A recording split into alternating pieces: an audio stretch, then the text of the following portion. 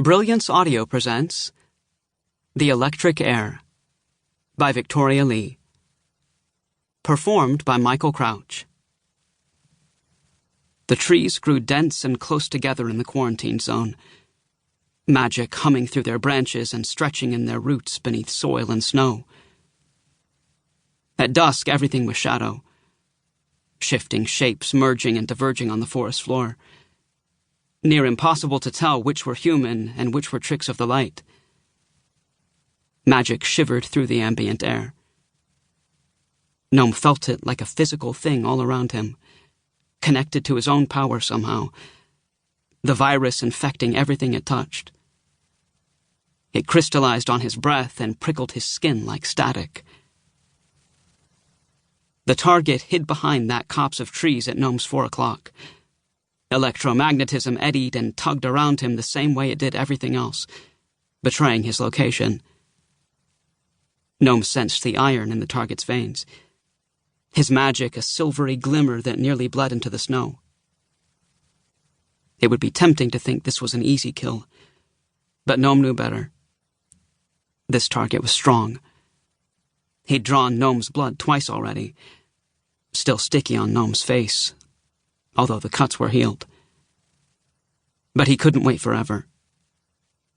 Noam counted his heartbeats and closed his eyes, feeling along the wires of that electromagnetic tension and looping it like fabric around the target's body. He heard the whump of weight hitting the ground, air displaced from lungs. That didn't last. A burst of energy, plasma-like, exploded through the trees, cutting through branches and trunks. Noam pulled up a defensive shield just in time, twisting gravity and magnetism as he deflected the magic away to crackle like fire through the dead wood overhead. Noam stepped out from behind his tree and sent lightning across the space between him and the target, who huddled in wet snow with sweat turning to frost on his hair. The bolt made contact. Finally. Noam wasn't tired, but he certainly was cold. Better to end this quickly. He pushed harder.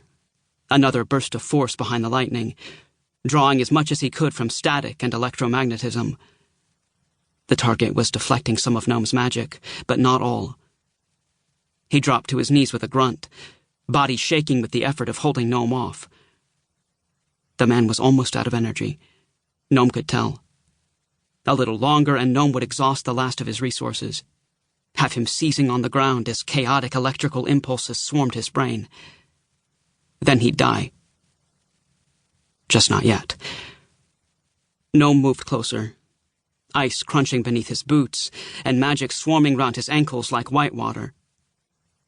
The vessels had burst in the target's eyes.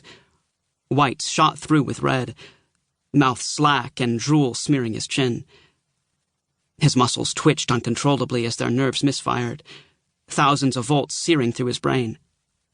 When he lost balance, crumpling onto his side, when Noam felt his magic falter, that was when Noam let go. In the absence of power, the forest was too silent. The animals had fled. All that was left were the sound of tree branches cracking in the ice and fire, and the heavy, arrhythmic gasps of the target struggling to breathe. No, not breathe. Speak. Noam moved closer, but he kept one hand on the butt of his gun and his power near, just in case. The target fumbled over his own tongue, gargling on spit. With veins bulging out of his neck, he looked like a caricature of himself. Noam crouched in the snow at his side. I know this isn't the only lab left. Where are the rest? The target made a convulsive movement. It took Noam a second to realize he was shaking his head. No, you... listen. He could barely move, but he managed to grab the leg of Noam's pants anyway. Noam drew his gun quicker than humanly possible, his magic doing half the work, pointing the barrel at the man's head as he clicked off the safety. Take your hand off me. The man let go, but Noam kept the gun where it was. Answer the question. You can't trust him. A garbled noise, and the man spat out a mouthful of blood. Then, Lehrer. Don't trust him.